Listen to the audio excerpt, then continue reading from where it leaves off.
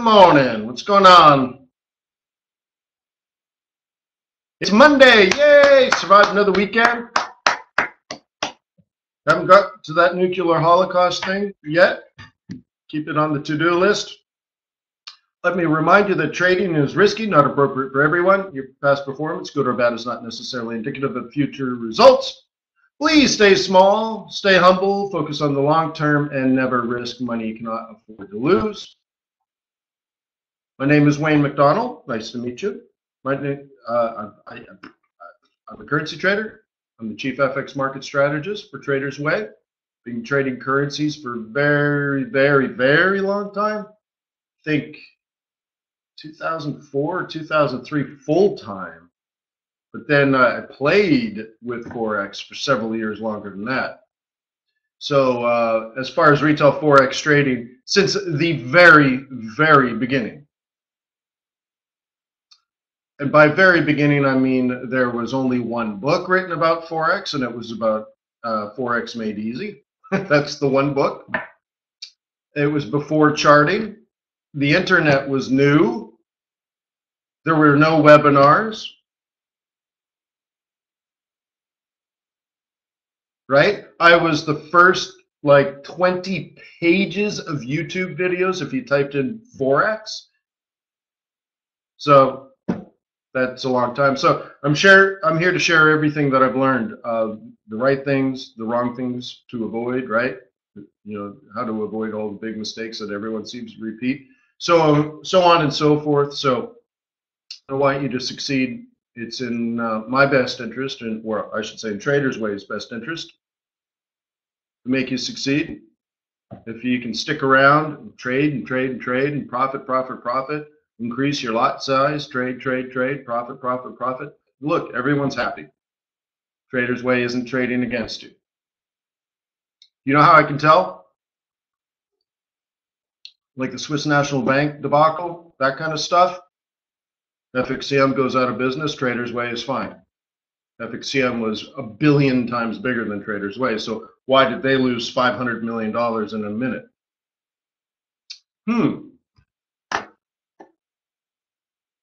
It's kind of weird, isn't it? So anyways, TradersWay enters your trade into the interbanking system as it says it does. I do these sessions 7:30 in the morning, Monday through Friday here at Forex.Today. Forex.Today! And then I also do trade non-farm payrolls live at FX Street once a month. Henley is, I am a sponge. That sounds like a method acting class, Henley. Okay, now, Henley, you're a sponge. Go!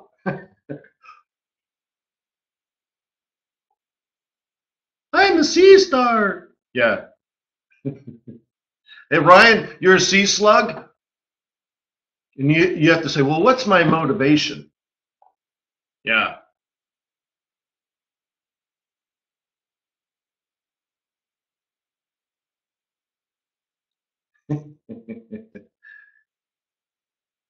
Yeah, slugging. I wake up in the morning and I slug. So anyways, sea slugs are great, man. All right. So I'm under-rested, underfed, so on and so forth. Let's go. TradersWay is like, hey, a bunch of people have asked for a coupon code. Remember I said on Friday? I will do that today, I promise. I'll do it this morning. I'll create a coupon code. I'll send it to the people that have attended this webinar and the people that attended Friday's webinar. So I'll just pull the databases. I'll send it to you guys. And you'll have to contact TradersWay support and say, hey, can I have the coupon code?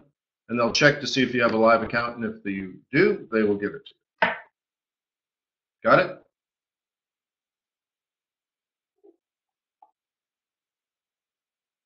Okay? So thank you for your patience. Yeah. Let's go. Okay, Euro Yen. So we have long-term plans, right? Long-term plans. We have a bottom near monthly M2. There are charts. You don't? Yeah, there are charts. Yeah, there are charts. Them there charts. There's gold in them charts. Actually, euro yen. Right? Anyone, can someone else confirm that you can see the charts okay? Thank you, Peter. Thank you, Wilbert. Thank you, Dan.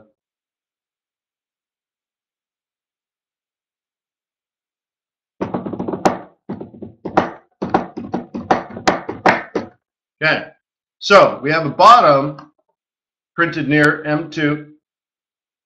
A bull would want this to go up, right?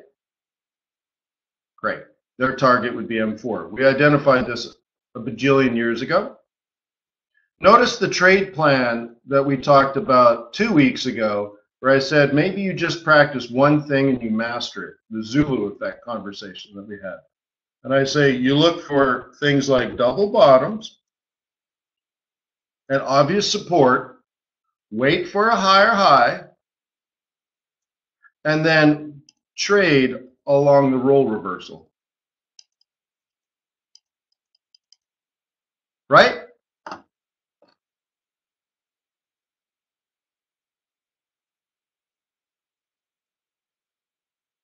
Cool.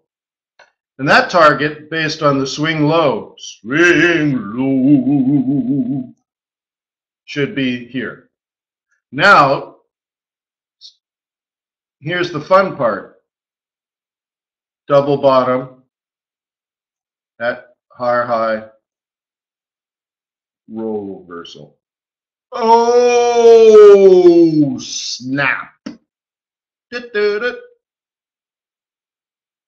Okay, everyone's saying, okay, so chart, yeah, okay.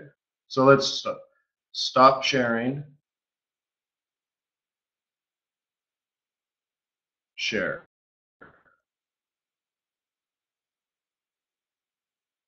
I'm the only one staring at the sun.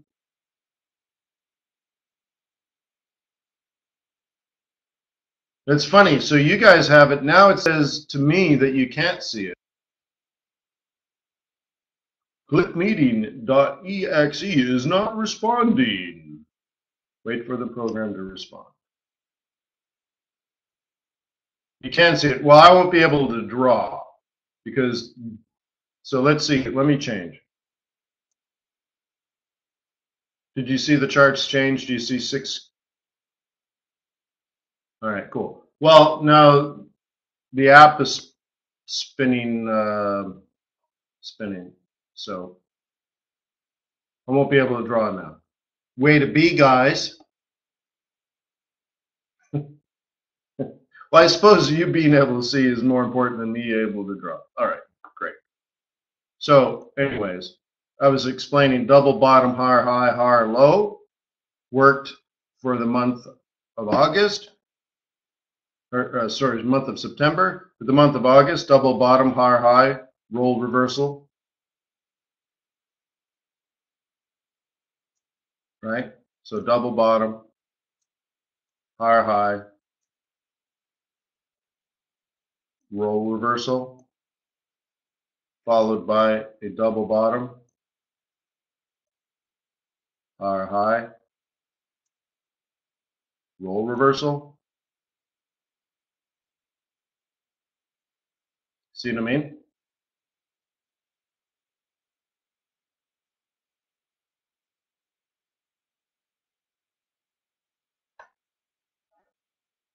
And remember, there was a challenge that specific pattern you just mastered. Do it 100 times.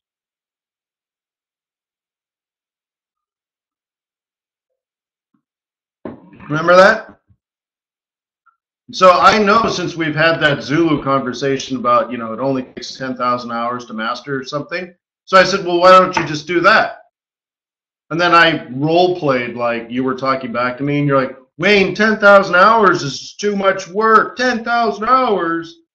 take me years. I want to be successful and filthy, stinking rich now. I can't put in that kind of effort. It's too hard. Takes too long. I want to be a master now. Can you imagine? You get through white belt and you get all the way to yellow belt, and then you're like, man, this has taken me like 6 months and I'm still a yellow belt. I want to be a black belt. So you go right into the ring with the black belt guys. You're like, I'm ready to be a black belt. I'm good enough. I'm strong enough. I got natural abilities because I'm super special. Woo, woo, woo, woo. You know what a black belt would do to you? You're like, but I'm all the way up to yellow. I'm just going to skip a few things, yada, yada, yada. Black belt, let's go. What would a black belt do to you? Yeah, learn Forex in 1 weekend. What would a black belt do to you if you just decided to like fight a black belt who took 6 years of 3 times a week, plus all those little weekend event things and tournaments and practicing in the mirror at home? You know what I mean? Yeah, one hit. There's lots of those on YouTube. They call them karma videos, where you see like someone driving down the street and a big bully cuts him off and he gets out of his car and he's just freaking out. Rah, you cut me off. Rah. Little old lady comes out, boom, knocks the guy out, one shot. There's tons of those. They're actually quite funny. Yeah. I know jujitsu. So anyways, yeah, I mean, it's funny to think you took a couple of classes and you're just frustrated that you're not an expert yet. Right? Now, the real example I gave is I signed up for a 4-year program at Harvard. 4 years. I have to live on campus for a total of like 4 months. Right? 4 years, 2 classes. Right? 2 classes per semester for 4 years plus 4 summers where I do 32 weeks of work in 3 weeks. I mean, it's an insane commitment. It's insane. Yeah, okay, 10,000 hours. Boom, done. Right? You want a master's degree from Harvard? 10,000 hours and some money. Plus you got to work. Plus you got to be a good spouse. Plus you got to be a good parent. Blah, blah, blah, blah, blah. Right, Adam? It's whatever it takes, right? So that's all I was saying back then. Like, just master the one thing. Look, all you have to do is invest 10,000 hours. What's the big deal?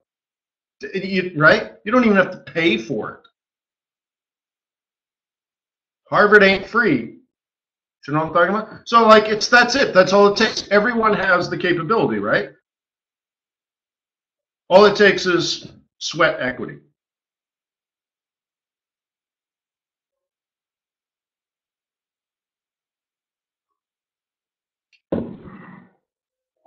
So you shouldn't avoid the hard work. You should be attracted to it. So anyways. So I know since that conversation, this is the point I was trying to get to. I know since that conversation, we've come across what? Somewhere between 6 and 12 examples of that pattern, haven't we? On daily charts, 4-hour charts, 1-hour charts, 15-minute charts. But we've seen it, right?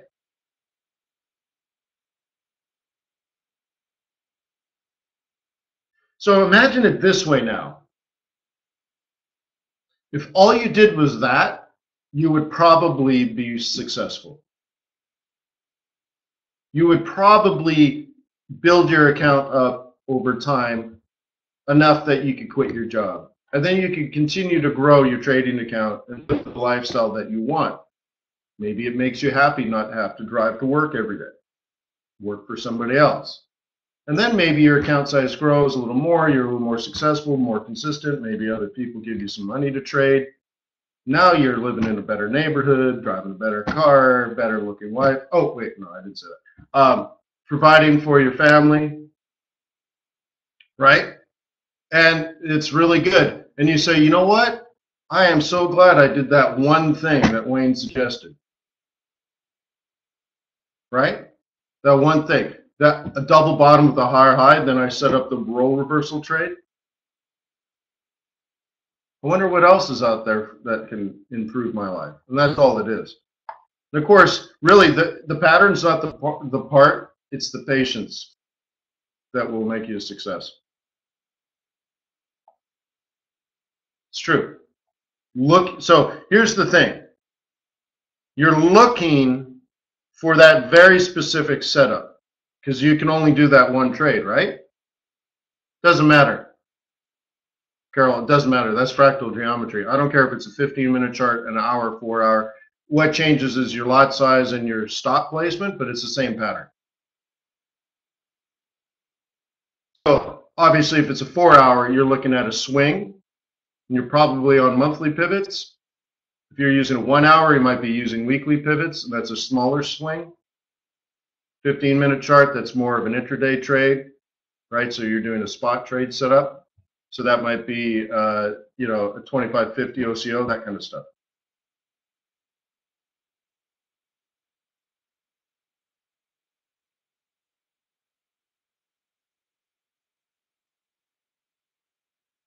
That's interesting, Hidir. So Hidir says there's a dilemma because pivots interfere with his other technical analysis. So they're telling you to get out, is that right? Or you want to get into a trade, but the pivots are in the way?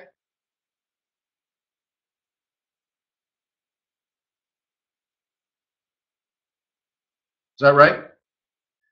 Remember, they're giving you information.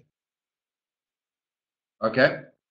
Now, one of the pieces of information that you're getting might be that you're really late. Okay? Also, Hidir, you might be doing it wrong. I don't know. So if your analysis is down and your pivots say up, what if you're wrong on your pivots, right? So, but they're only telling you support and resistance. Okay? They're not telling you to buy or sell. You have to remember that. The buy-sell comes from your analysis of fundamentals and long-term technicals. Pivot points are just support and resistance of the market. Okay? So the reason people took profit here is probably the resistance pivot. The reason people took profit here is probably the resistance pivot, so on and so forth.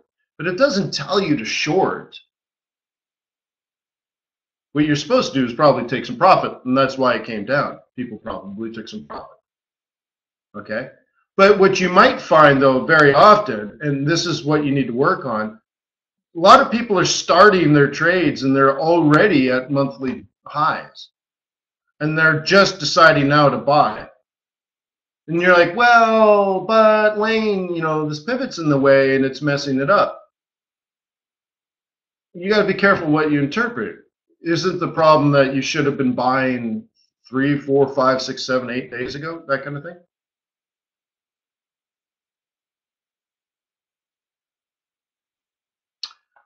Okay, well, first of all, I don't know if there's a head and shoulders or inverse head and shoulders, but let's talk about this.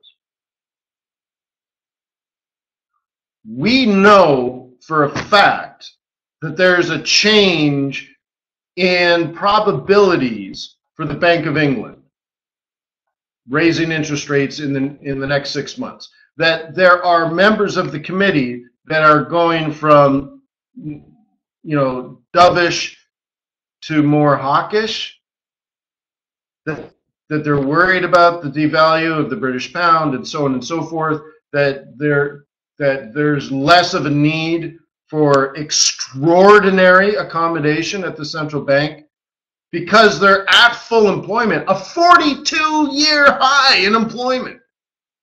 Like, what do you need extraordinary measures for?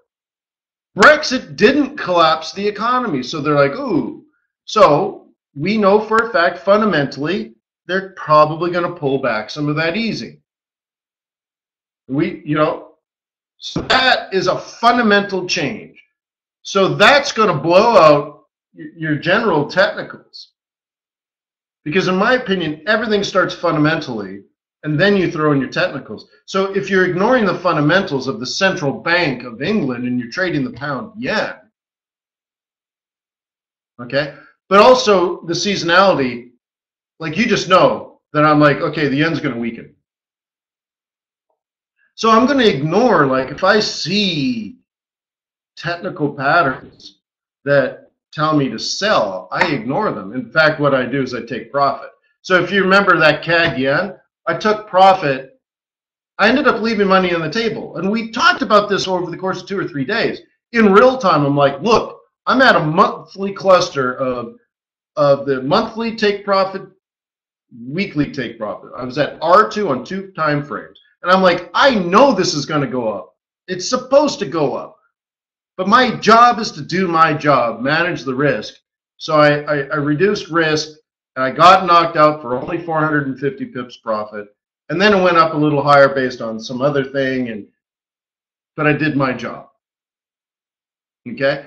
So, but it was a dilemma. We talked about it, where even though the pivots tell me to get out, I think the pivots in September are going to get blown out because of the fundamentals.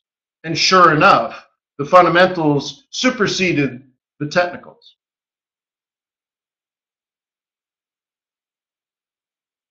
Right? So I played it conservative, which I think is okay, right? But so if you're getting caught on the beast here,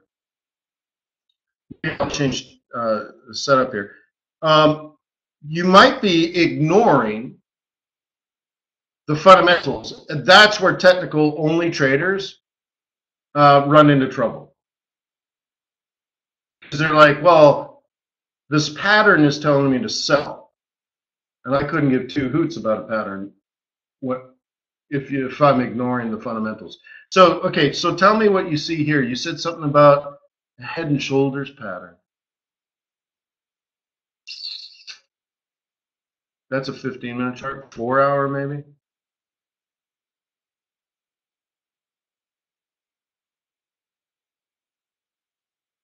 In here, this tells me long. Is that the one you're talking about?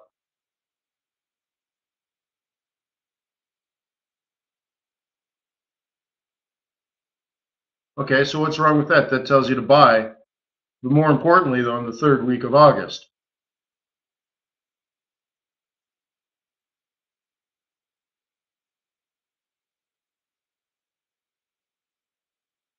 Yeah, no, I'm talking about the one down here where my mouse is. I don't see any other head and shoulders.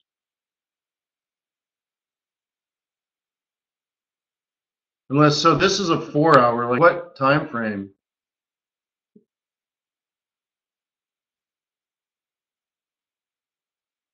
The inverse head and shoulders on the 4-hour. Yeah, so I was just showing that. So that tells you to long, right?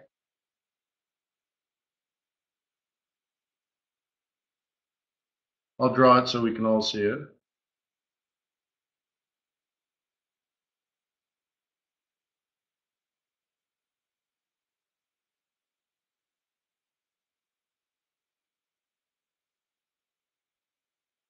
Yeah, beautiful.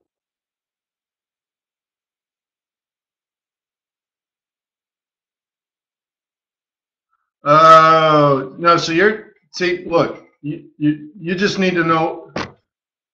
So that, I guess the timing of this here is good. I think you've taken the swing trading course, but for the others that haven't, I'll give out that coupon code. But I'm pretty sure we talk a lot about this in the swing trading course. But yeah, that says straight up, and I don't have any problems with this at all. So you'd be buying the M2. So now I got to really zoom in here. In that scenario, you're buying the M2. I can't even do this anymore. Hang on. And that is the M2 right here. This says buy at the M2. I mean, it's perfect.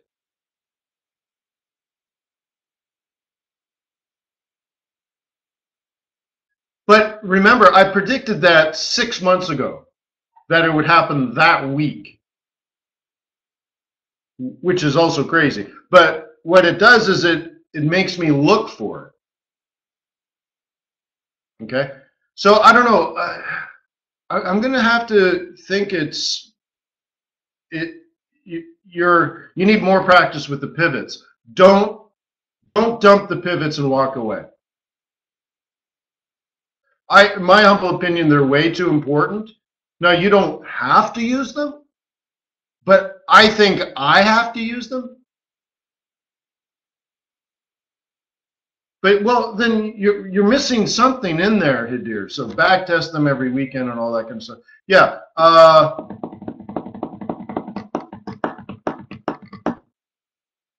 Yeah, we gotta work on something. So I would highly suggest you don't walk away from them. Okay. I don't think it's a requirement, but for me, I don't think I could trade without pivots.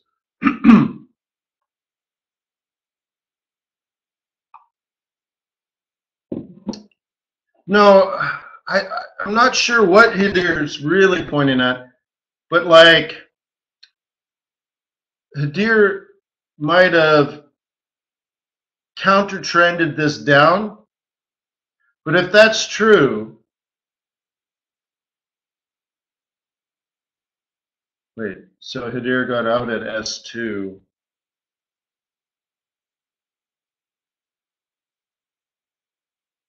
You mean R2? See, in the swing trading course, there's a counter trend setup that says sell into the central, which that worked out. But fundamentally speaking, if you were a bull, and that's definitely bullish, off of the inverse head and shoulders, which is bullish, then you'd be buying at the M2.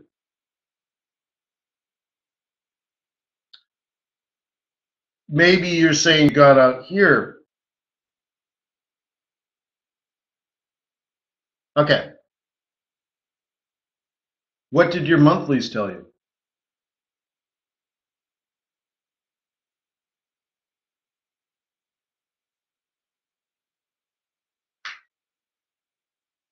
Okay.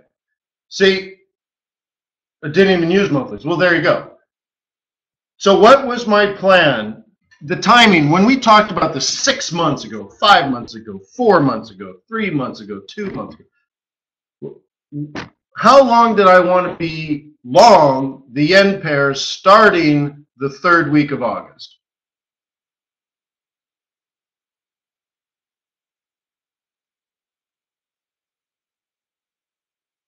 Yeah.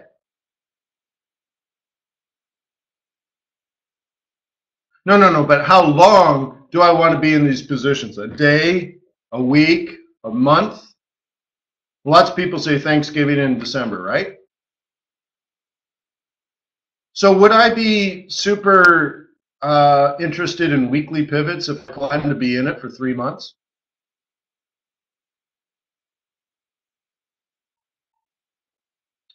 So that's where it is, Hadir.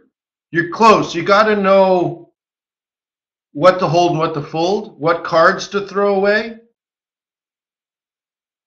right? Using a poker analogy,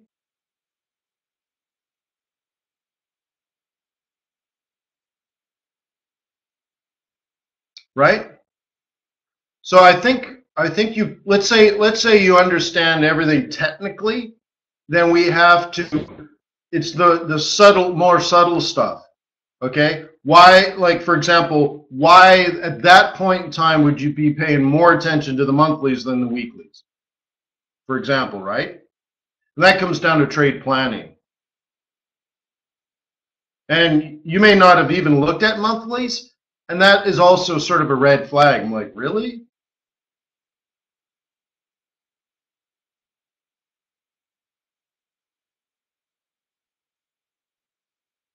Okay.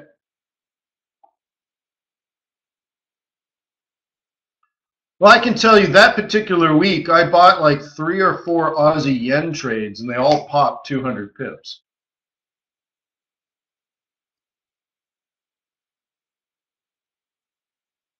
So I know those trades were there, and that we took them.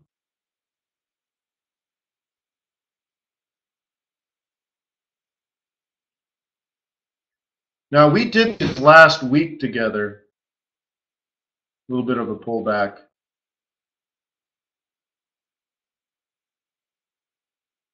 Let me give it a click in.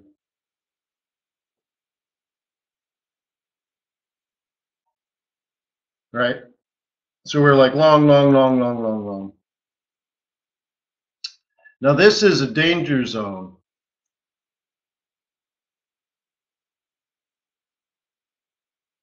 Okay? And of course a bear is going to have this fibbed, right? If you were a bear, wouldn't you fib it? So we're in the danger zone, which means if you're a bull, you should manage your risk.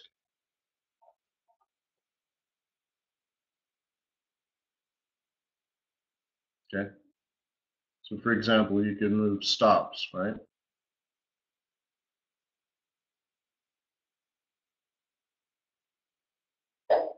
For example, right? This I can kill because it touched it but didn't put me in. So we're long, long, long, long, long down in here.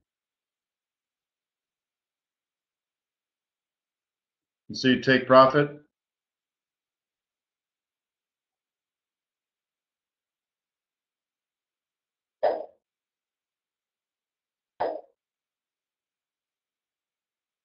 Can you see what I'm doing? Weekly swings? No, no, these are actual orders. These are orders in. Okay. I'm up 100, between 100 and 150 pips each.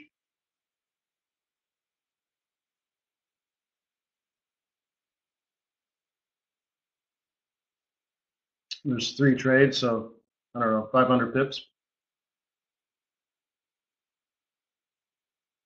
Now the interesting thing is we did this what was it, Wednesday last week? Thursday?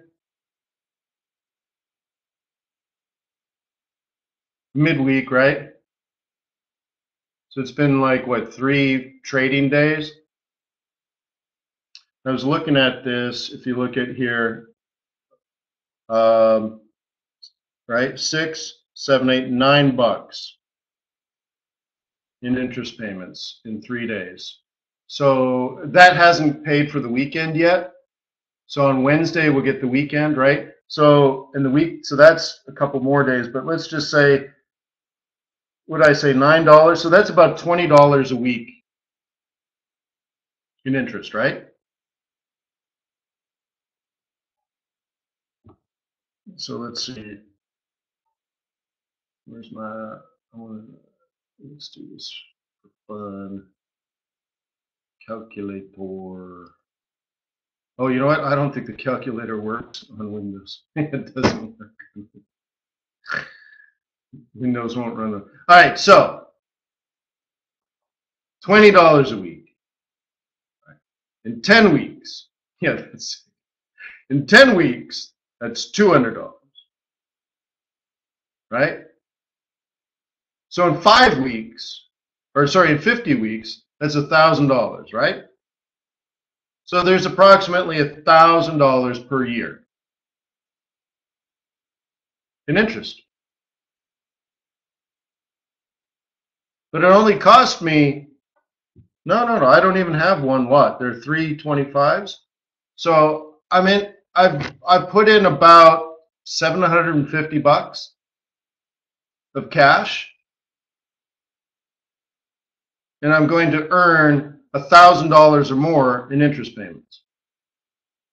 Now, I think it's actually going to be closer to 25 a week, because remember, you get on Wednesday you get paid for 3 days, but assuming you stay in a year, yeah. But you still calculate it that way, right, John? Just think of it that way. See, most people are so stuck in the short term that they don't think about these things. John, I'm ponying up $750, and I'm going to earn more than 1,000, right? More than 1,000 in interest. I think it's going to be closer to like 1,300, 1,400 in interest payments. All I have to do is move my stop to break even and walk away.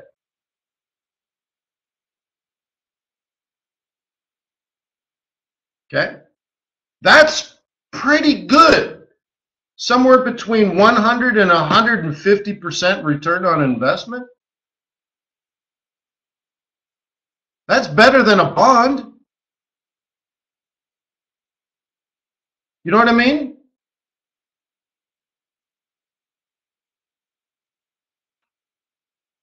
So actually, look, if I'm only in it for 750, and so look, it's almost 200. I think depending on, I'd have to look at it because I'm not sure if it's going to pay 20 a week or 25 a week, but whatever. If it's 25 a week, it's going to be much closer to 1,500 a year or whatever. So oh, hang on, I gotta go get my power. Hang on.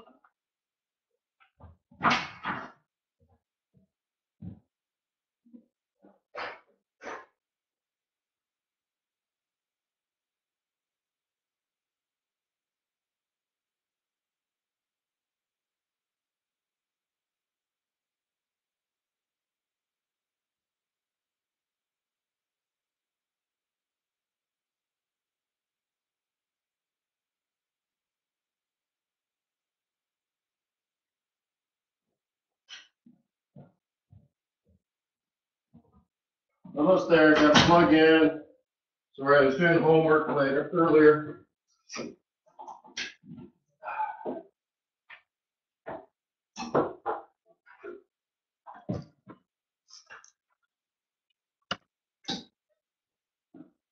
All right.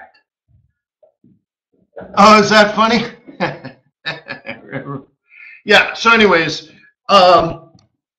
okay. So that's a pretty good return for most people. Somewhere between 100 and 200% per year. Okay. Imagine your stops at break even. You're essentially risk free. I mean, you could have some weird catastrophic failure and stuff, but generally, that's a pretty small risk that, North Korea, nukes Japan and there's an all-out, war. That could move the market, jump your stops and stuff. But that's still pretty far-fetched maybe, right? Okay. So anyways, imagine you just did that over and over and over again. Imagine that was your strategy. And maybe it only works half the year. Okay? Maybe you only do it from August to December.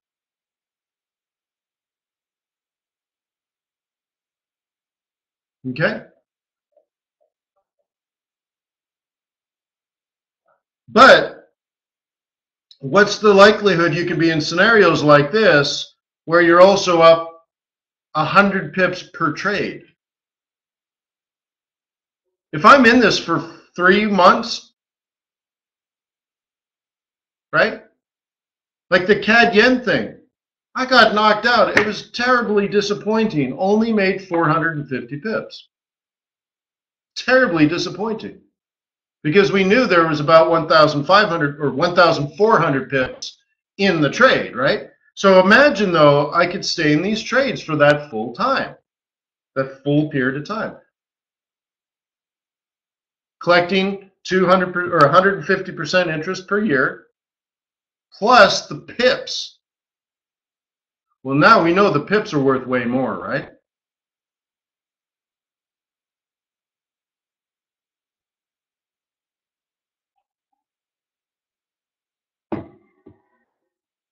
Right?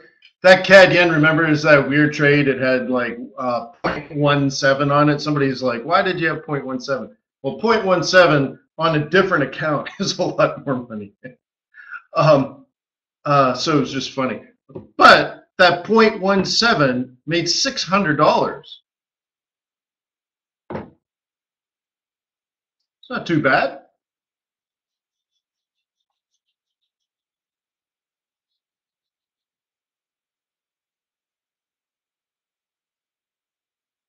Okay. So anyways, just food for thought. I keep trying to have you look at your trading a little bit differently, right? Would you trade differently if you had 100 million?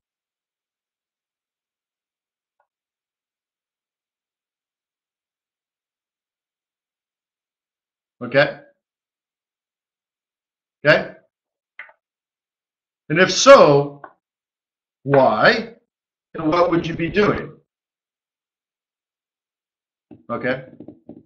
Just think about the next step. You don't want to train yourself to be poor, right? You're going to be trading out of the kitchen forever. So you might as well look at your trading and prepare yourself as if you are a big shot with big money doing big important things. What would you be doing? Okay?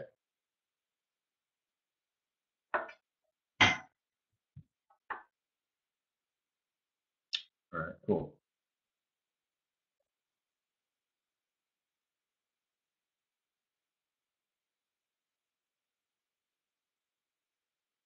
Okay, Euro pound, I will, but first tell me, which one are you bullish on? Which one are you bearish on?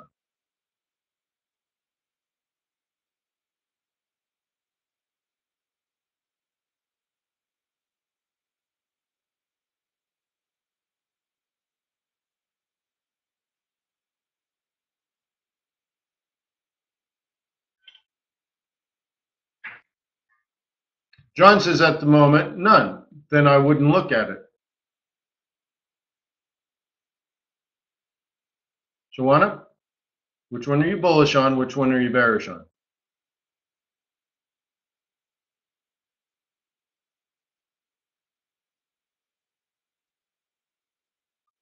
Well, because you don't know.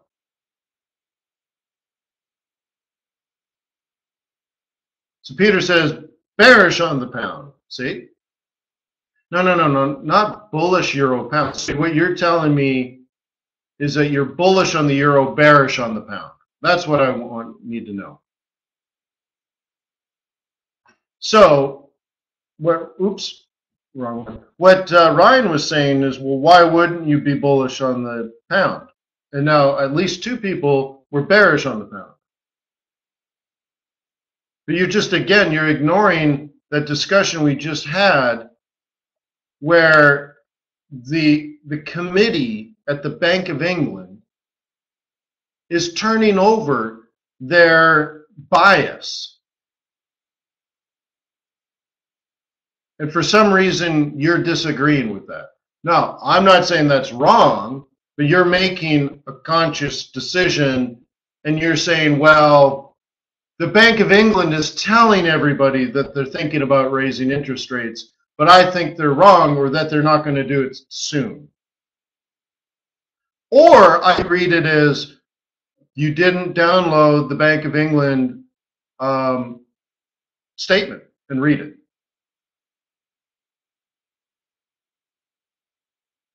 And if you remember, I shamed people last week. Right? Remember that? And everyone ducked their head like, oh my God, Wayne, you have to read it for me. Ryan, you have to read it for me. Just tell me, Ryan. Ryan, read it and tell me. Right?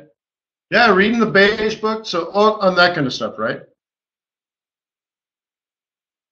Okay, Shaw says, what do you do when you're bullish on both the base, right? And what do you call the other one? The whatever. It's in the series,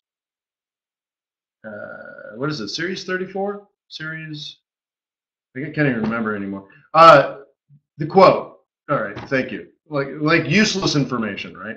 But anyways, so the base and the quote, what do you do if you're bullish on both? Go find something else to do with your money. This is why I get to that immediately. That was the first question I asked. Which one are you bullish on? Which one are you bearish on?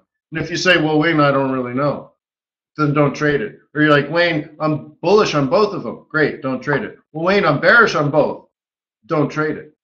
Wayne, I'm bullish on the British pound fundamentally, and I'm bearish on the euro fundamentally.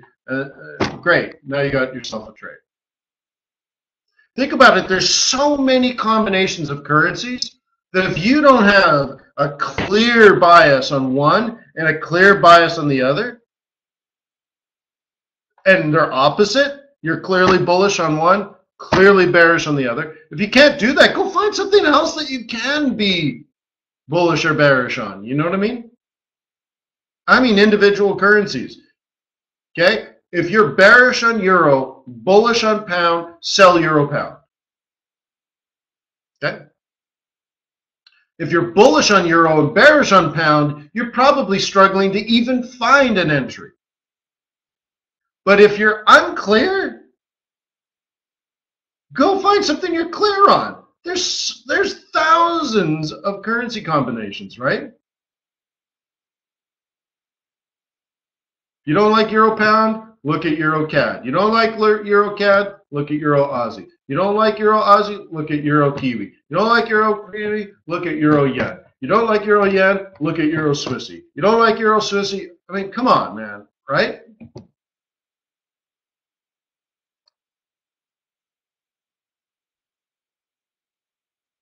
So, for example, let's say you were bullish on the pound for fundamental reasons. Okay? I do things like this. So I'm bullish pound. I look for reasons to buy pound dollar. I look for reasons to buy pound yen. I look for reasons to buy pound Kiwi. I look for reasons to buy pound Swissy, so on and so forth. I know these are all messed up, so I'll clear them. And I know, oops, hourly. I know I may not find entries on these, and that's fine, because I might be bullish pound, but what if the dollar's also bullish? Okay, well then I'm probably not going to find an opportunity to buy, and that's fine by me. Okay. So what's my job if I'm a bull? Identify the next two levels of support in which I might consider buying. That's the reason I'm alive. The raison d'etre. The reason for being. What are you? I'm a bull. What do bulls do? What are you? I'm a bull. What do bulls do? Bulls buy. Right? Do you buy at resistance? Sir, no, sir. Right? I mean, that's it. So, all right, so bulls buy at support. Where's the support? Okay, maybe here, maybe there. Now I sit and I wait.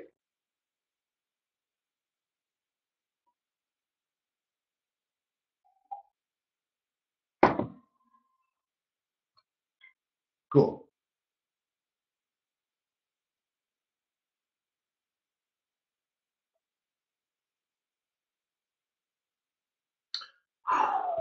What a day, huh?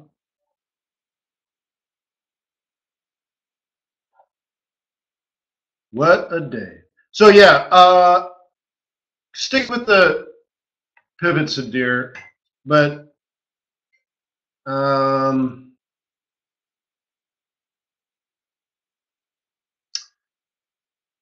try to be less mechanical. Sure, we'll do gold. Try to be less mechanical with them, and try to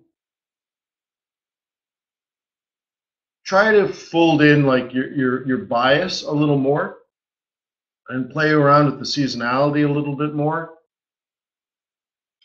right? And so, you know, when do you use monthlies? Or it sounds, well, Hadir, do you ever use monthlies? You said you didn't look at the monthlies.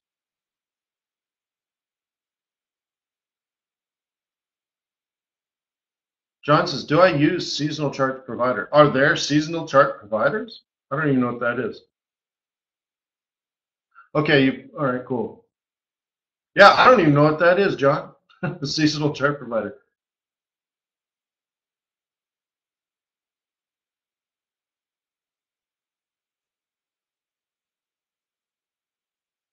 That's interesting. Well, if you got a link, email me. Seasonal chart provider. I mean, I have one in my brain, and I can tell you what I'm going to be doing in January. I already know. But interesting. I'd just like to see what they look like. But all right, so let's go through here.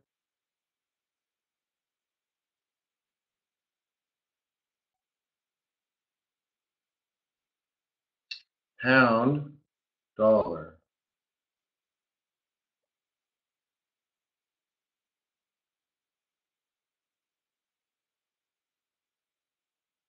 Okay. It's like I got a daily on here and everything, huh? What is that? Those dailies or yeah, daily. So we have a cluster of daily and weekly pivots right here. So is a weekly M3 a buy or a sell?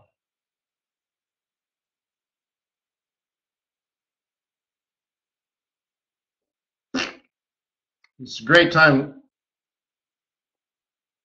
since I have to keep reminding myself I have to get you that coupon code. Okay. So here we are. London opens with a double top at M3. Do you know it's required by law if you're a bear to sell that? Like, I just could not imagine what you're doing if you're a bear and you have a double top at M3 at the London Open. You're a bear and you don't sell that? I don't understand you. It makes no sense to me. Just like a million miles away from reality. If you're a bear and you didn't sell that. Cool. Now, if you're a bull, you want to buy. Okay. So now you're looking for buy zones. Okay.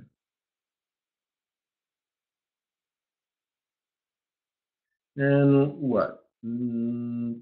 Something like this. Let's be aggressive. Let's say it's another aggressive move. Oops, didn't mean to move that. Okay. Let's be aggressive on this. Let's do it this way.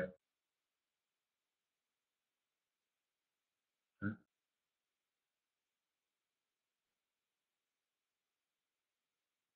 And I'll do it, in fact, this way. It'll either bounce there or here. I'll just put a little gap in there. Okay. And that incorporates this. That'll be fine. So my stop would need to be below that, so on and so forth. Good. There you go.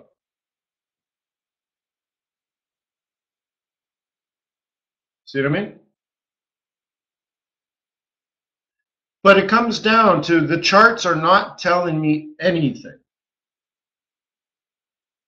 If I'm a bear, not because of the charts, because I've decided to fundamentally, then I have a clear entry, timing's perfect, pattern's perfect, resistance is perfect, everything's perfect. If you didn't sell that, you just don't know. And it's fine, you don't know. You don't know. It's not your fault, you just don't know. And if you're a bull, well, I'd buy sort of in here and then in here.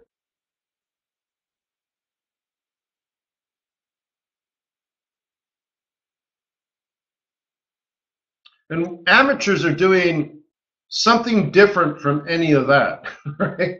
Right?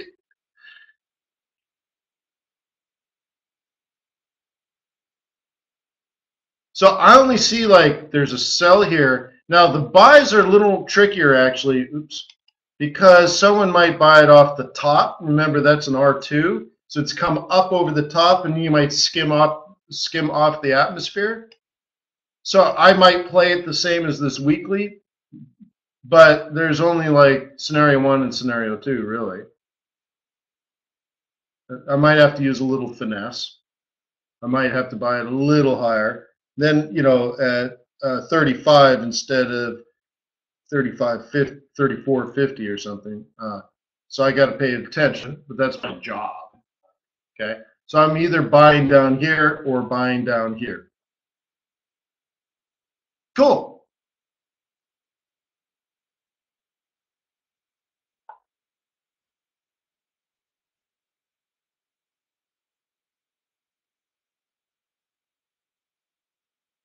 Well, what do you know about Carney? Is he a conservative banker, an aggressive banker? What do you think?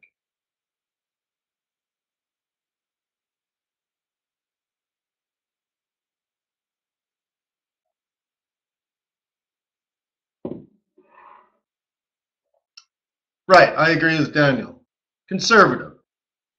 When he ran Canada, Canada avoided the global financial crisis because their banking system was conservative.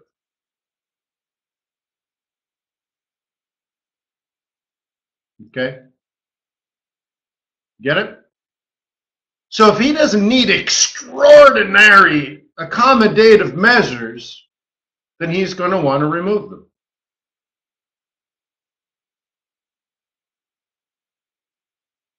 They're full employment. Now, productivity sucks, but it's England.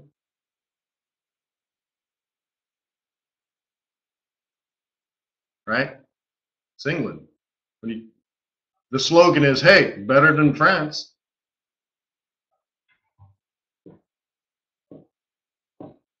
Yeah.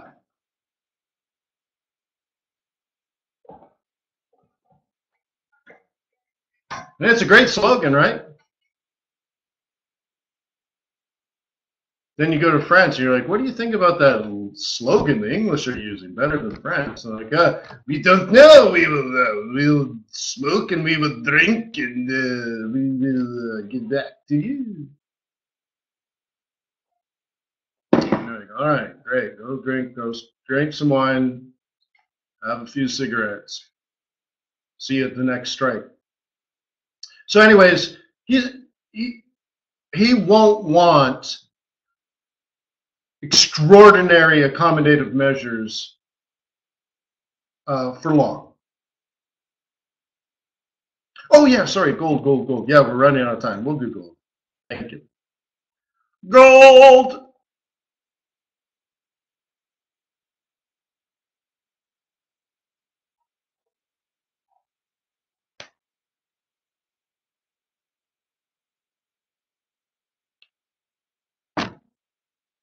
See? That's what I like about trading.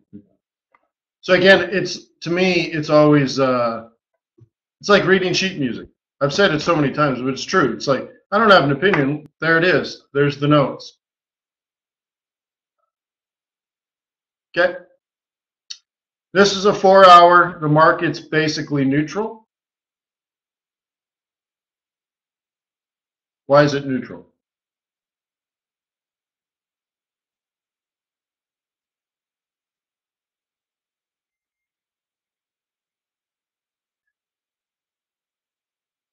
Because we're at the 200 moving average. Another way of saying it is we're at the fair market value. Gold is worth $1,300 an ounce. I can give you an exact figure. Gold is worth $1,303, right? $1,303.64. That is what gold is worth. See, I don't have an opinion. That's it. It's factual. There it is. So it was overbought for a while, but more people were buying it than selling it. So it drives it up. Okay? Demand exceeded supply.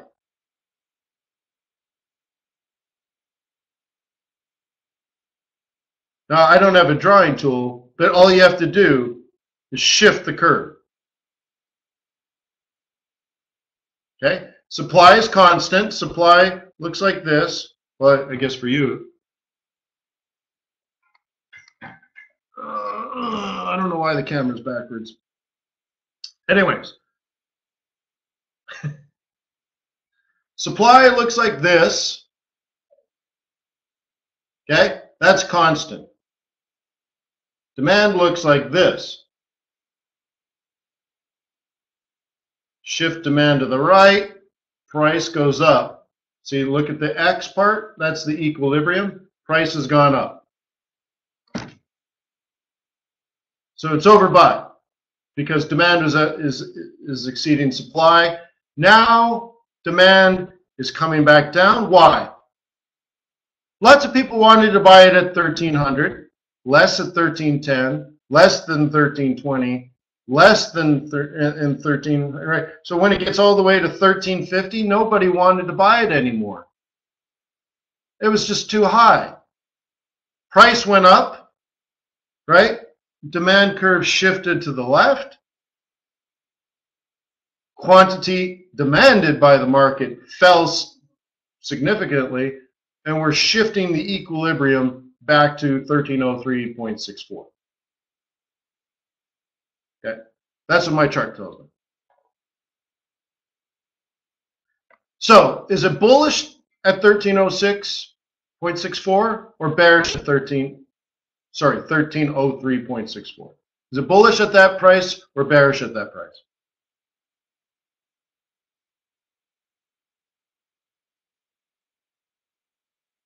It's neutral. When the bulls and bears agree on price, who's going to take over? Nobody. They're all going to stand around. They're like, yeah, that's about right. You know what I mean? Like, yeah, that's fair.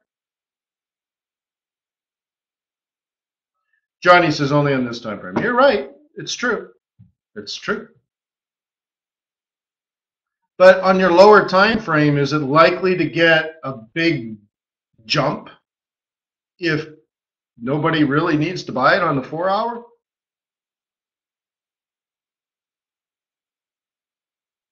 Okay. So Michael, if you're jumping in at 1300 on like a 15-minute chart, okay, you're betting the players are going to get into a move, but the move hasn't happened yet. So you can always get in after the move has begun and buy dips after a double bottom with a higher high, higher low, 1, 2, 3 on the roll reversal on a 15-minute chart. Because you're going to spend 10,000 hours looking for that pattern. And now you could say, well, I see gold is at the fair market value heading down to a weekly support profit zone at the fair market value of the 4 hour. So my spidey senses are tingling because we have a psych level and a weekly pivot profit zone. Both are obvious levels of support. And if I'm a bull, I'm looking for obvious levels of support where I can, on smaller time frames, witness double bottoms with higher highs, and therefore I'll set up the 1, 2, 3 roll reversal setup.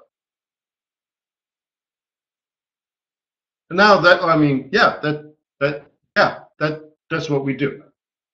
You look at obvious support and resistance on high time frames, create a strategy based on that, and then tactically go to a small time frame and look for patterns that confirm the strategy. So if I wrote a book and put it all together, I would call it Strategic and Tactical Forex Trading. Oh wait, I did write a book called Strategic Tactical Forex Trading. Oh, well then cool. Check that off. Yeah, check that off. Did that. But you get what I mean? Like, you plan it on the 4 hour, you find the areas where it's most likely to reverse, that's called strategy, and then drop into a small time frame and confirm that it's reversing. Yeah, Michael, I don't make any money on that book. The publisher. That all goes to Wiley, so I couldn't care two hoots if you buy my book. Don't care. Right? I already have carpal tunnel. You can buy the book. I'll still have carpal tunnel syndrome because I wrote that stupid book for a year and a half. Yeah. Yeah, but I don't care if you buy it. No, it might save your life. Okay, fine, but it doesn't do me any good.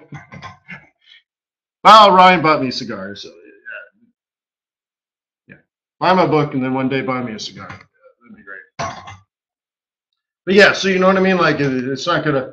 So here's the thing: I made like I did make a check. Like they did pay me a check, and then in the beginning, sales were huge. I think the week before you could actually buy the book, it was the #1 selling Forex book on Amazon, and it stayed in the top 10 for like 6 years. So I don't know, but I'll tell you what. I spent $50,000 on a party when I launched the book. And I don't think I made $50,000 on the book. So that's what I'm saying. Like, you're not going to make me rich because you bought my book. Wiley made all the money. I sold it to Wiley. They did their amazing job on editing. But I wrote it 8 years ago, sold the rights to Wiley, threw a $50,000 party where I bought 800 people beer and wine, and then walked away going, hey, I wrote a book, best-selling on Amazon in my category, change people's lives, move on. So, buy it. Cool. Hope you like it. It's the only book I ever written. But there's no reason for a plug, right? Now time for another one. Yeah, I got ideas for them, but I just, I don't know. I don't know why I would want to do it. I don't need fame. I don't need money. I have carpal tunnel syndrome, so just literally writing that ruined my forearm. I'm not joking. Ruined it. I don't know if I could write another book, to be honest with you. So I don't know why I'd write another book. There's nothing in it for me. Glory?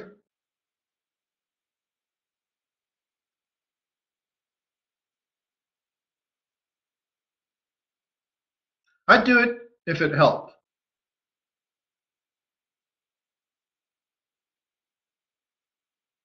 Actually, some of the book I tried all that. That was pretty early back in 2000. Imagine 2006, 2007 when I was writing it.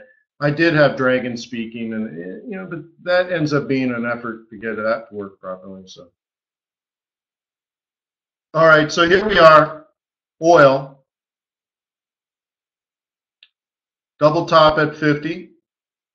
Weekly M3. London Open. So on the Brent Open, you would have sold this as a bear, right?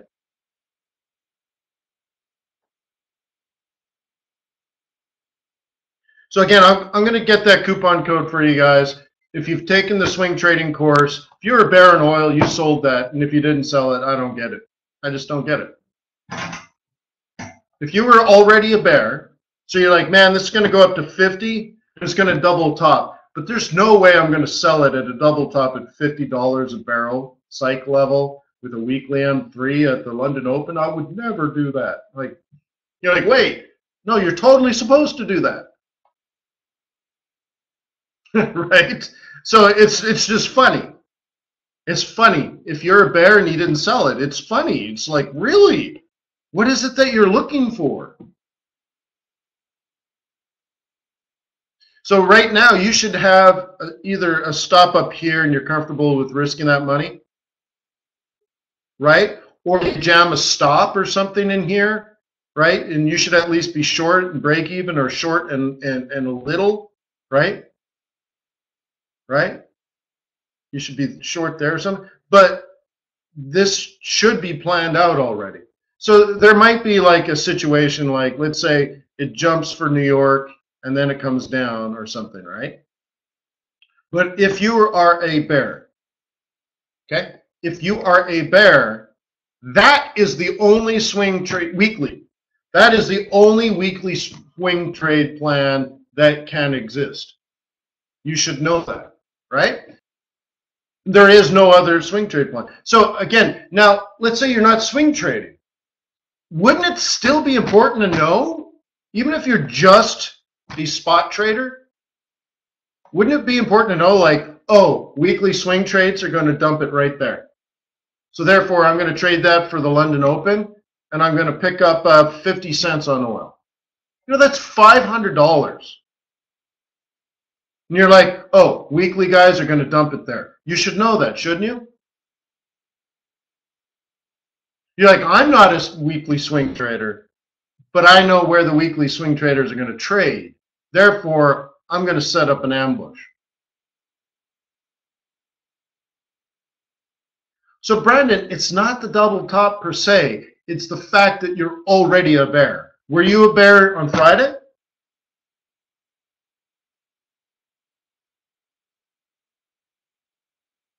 Okay, good.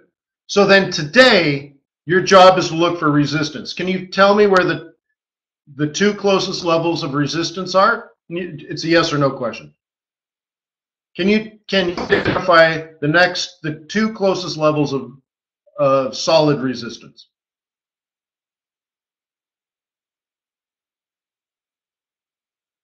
Okay, think so. Great. What time frame are you looking at?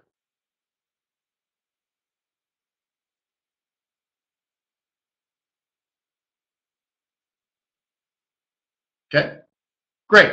So if or when price gets at or near those levels, drop into a smaller time frame and start looking for reversal patterns. Because remember, you have to sell high, which, and amateurs are not very good at this. You need to sell green candles when you're a bear. So you need to identify resistance. You need green candles going up to resistance, and then you should look for the confirmation that it's coming back down.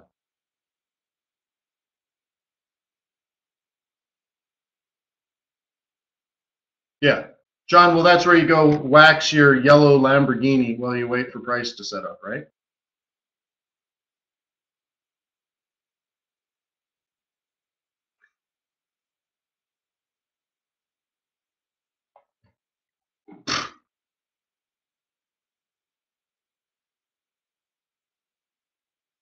Yellow Giardo. Really? You're like, gross. How disgusting. Yellow Giardo. So anyways. All right, so I don't know. I think we had a day together. Will you be here tomorrow?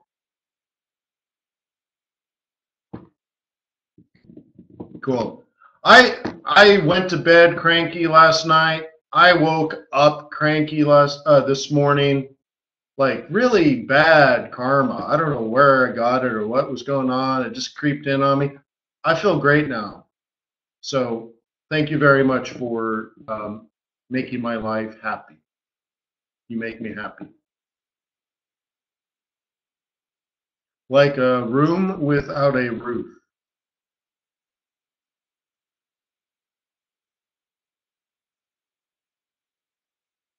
Whatever that means.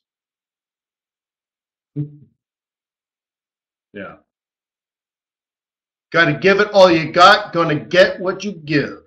Life is great. Life is grand. Life is good. Life is beautiful with you in it. See you tomorrow, guys. Thank you for being on my team. Thank you for being a client of TradersWay. I'll do that coupon code thing. You know, I'll do it. I'll do it while I'm doing the video. I'll upload the video as well. Okay. Yeah, I'll do it. I'll do the coupon. I'll do it. I'm only going to email it to the people that registered for this webinar and the people that registered for Friday. And remember, you have to have a live account. So if you don't, you need to do that now. You have to provide like documentation, right? There's due diligence. So that could take a couple of days if you haven't started already. So I'll make the coupon code good for the end of the week.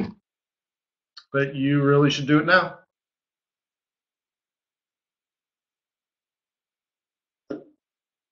You're only 14 hours away from learning how to swing trade. So anyways, take care.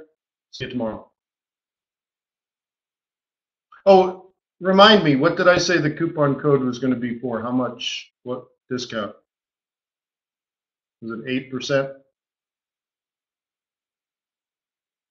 Dude, that's like 40%. Really? Must have been drunk. Yeah. All right. Fair enough. All right. See ya.